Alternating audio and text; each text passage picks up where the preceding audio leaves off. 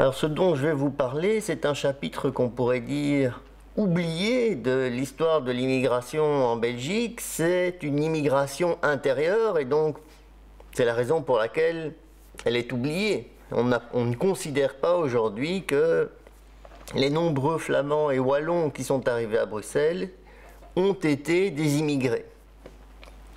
Or, ce sont bien des immigrés dans le sens où il y a une différence culturelle, linguistique très importante, par exemple, entre l'élite bruxelloise telle qu'elle existe à l'époque, qui est une élite essentiellement qui parle français, et tous ces gens qui arrivent des campagnes de Wallonie, de Flandre, essentiellement des campagnes environnantes autour de Bruxelles, ces gens qui ne parlent pas le français.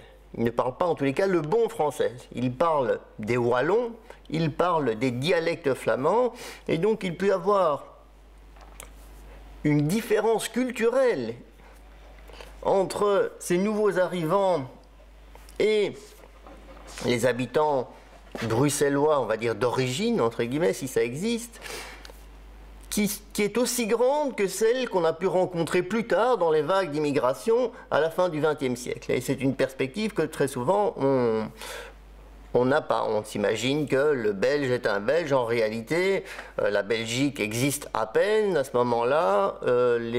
L'unification linguistique et culturelle n'est pas réalisée. Il n'y a pas de standardisation de la langue et donc les différences culturelles, d'autant plus que, bien entendu, tous ces gens qui arrivent sur le territoire bruxellois, ces paysans, eh bien, ils vont travailler dans l'industrie, ils vont former les classes basses de la société bruxelloise. Et donc, évidemment, la question n'est pas essentiellement une question culturelle, c'est d'abord une question sociale. Ce sont eux qui vont constituer les travailleurs de Bruxelles, exactement comme les immigrés de l'après-Seconde Guerre mondiale ou de la fin du XXe siècle.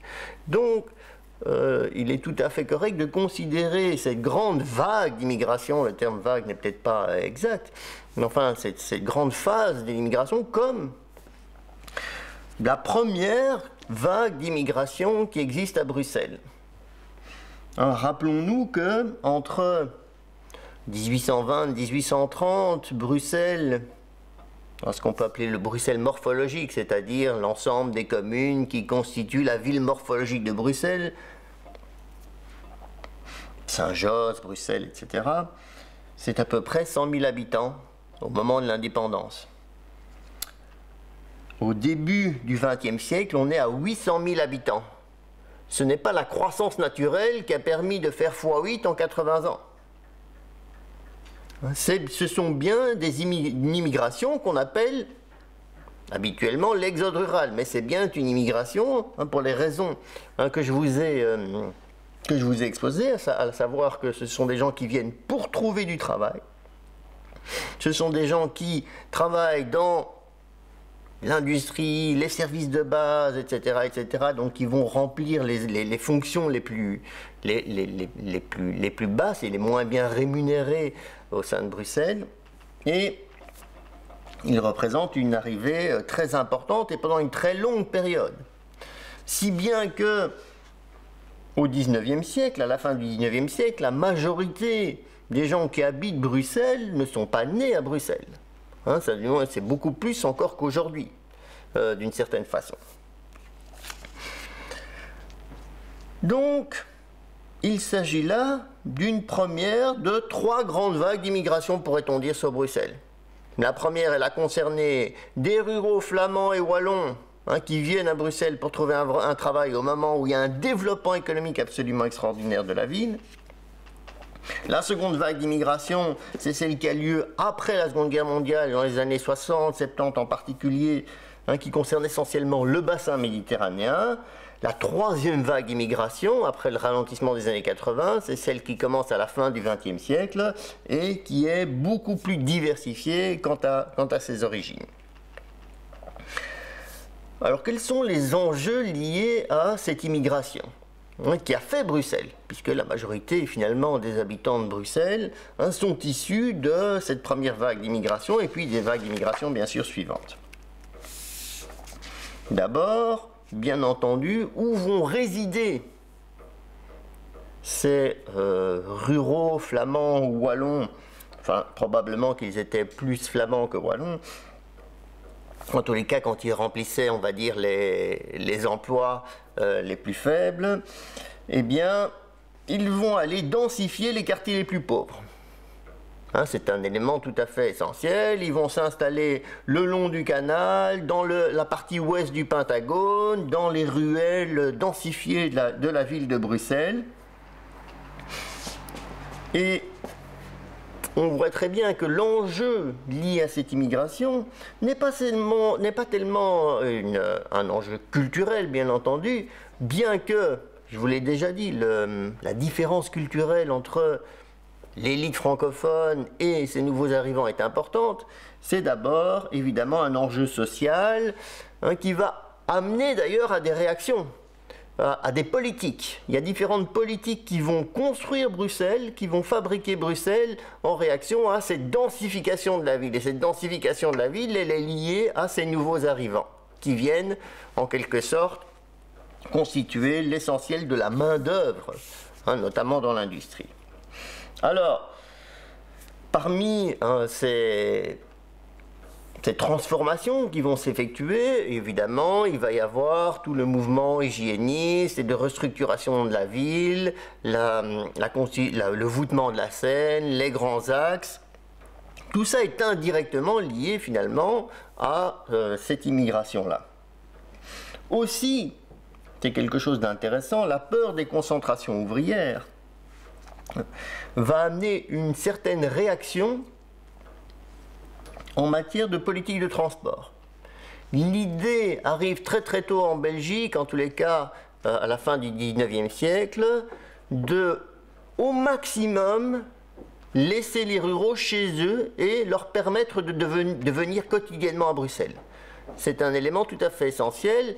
Dans les années 1880, on a une politique de transport bon marché pour le train, des abonnements extrêmement bon marché. L'objectif est très explicitement de cette politique, c'est de maintenir, en particulier les ruraux flamands, là où ils vivent. Qu'ils restent dans leur village, qu'ils restent dans leur petite ville avec le curé, etc. et tout l'encadrement. Et surtout qu'ils ne viennent pas en quelque sorte encore densifier une ville devenue trop dense, trop sale, trop dangereuse, avec trop d'ouvriers concentrés. Et donc c'est la raison pour laquelle, depuis la fin du 19e siècle, vous avez d'importantes navettes qui viennent par exemple de la vallée de la Dendre,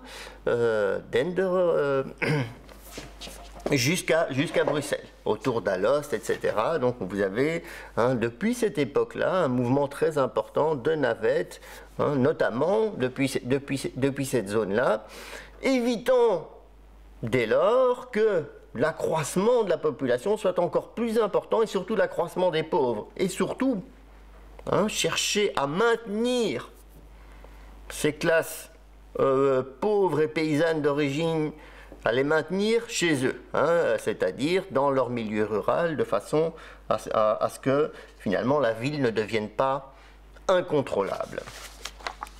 Alors qu'est-ce qu'on sait au cours de toute cette période, jusqu'en 1947? On sait que Bruxelles s'est francisée. L'élite a toujours été francophone, mais du fait même du statut de Bruxelles comme capitale de la Belgique, capitale économique, capitale politique bien entendu, et du fait que la Belgique a été construite comme un État centralisé, unitaire et francophone officiellement, mais Bruxelles nécessairement s'est progressivement francisée, y compris probablement des personnes d'origine flamande, puisque la francisation a tout de même à Bruxelles été relativement rapide. C'est la seule ville, d'ailleurs, flamande d'origine, puisqu'il s'agit bien d'une ville flamande qui était majoritairement flamande au moment de l'indépendance, c'est la seule ville qui a connu cette francisation. Alors qu'il existait une élite francophone à Gand, à Anvers et même dans des villes moins importantes de Flandre, la francisation ne s'est jamais réalisée. Il n'y a bien qu'à Bruxelles qu'il y a eu cette francisation. Par contre, vous avez un élément très intéressant lié à l'enseignement, c'est qu'on voit très très clairement où sont situés les Flamands à Bruxelles. Et pour une partie importante, les plus fortes concentrations de Flamands se situent vraiment à l'ouest de la ville, et en particulier au nord-ouest de la ville. On est autour de Jette, Koekelberg, et ce sont les communes où la proportion de Flamands est de loin la plus importante. Donc, loin de nourrir l'image que certains peuvent avoir des Flamands à Bruxelles, à savoir des urbains, gentrifieurs, très qualifiés, qui existent bel et bien, hein, qui ont choisi de s'installer à Bruxelles, mais ils représentent quand même une proportion très limitée de ce que sont les Flamands à Bruxelles. C'est quand même probablement autour de 100 000 personnes. Hein, et ces 100 000 personnes, ce ne sont pas ceux qui ont un commerce rue d'Ansart, etc. Ce sont aussi toute une série de personnes qui appartiennent aux classes moyennes et qui sont ancrées à Bruxelles depuis longtemps et surtout dans l'ouest de Bruxelles. Dernier élément, avant de parler des migrations vraiment les plus récentes entre Bruxelles et la Flandre ou la Wallonie, dernier élément, c'est que cette question, on ne peut évidemment pas y répondre complètement parce qu'il existe encore à Bruxelles des bilingues et des vrais bilingues, et notamment dans le nord-ouest de la ville. Ce sont des gens qui sont francophones et flamands et qui ne pourraient se définir ni comme l'un ni comme l'autre. C'était beaucoup plus présent probablement il y a plusieurs décennies à Bruxelles, mais cette réalité à Bruxelles existe encore et donc on ne peut pas nécessairement définir quelqu'un comme francophone ou flamand, si bien que c'est normal que les chiffres ne puissent pas être précis quant au pourcentage, au nombre de flamands. Dernier élément qu'on pourrait discuter, c'est qu'il y a aujourd'hui, et sur les dernières décennies, excusez-moi, des mouvements importants entre Bruxelles d'une part, la Flandre et la Wallonie d'autre part. Chaque année, des dizaines de milliers de personnes quittent Bruxelles vers la Flandre et vers la Wallonie, et chaque année, un peu moins font le trajet inverse.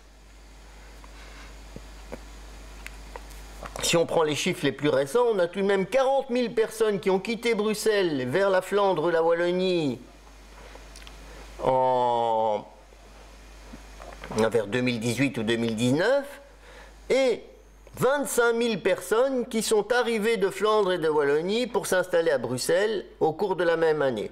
Donc chaque année par rapport au reste du pays, Bruxelles perd tout de même 10 à 15 000 habitants et ça fait plusieurs décennies que ça dure.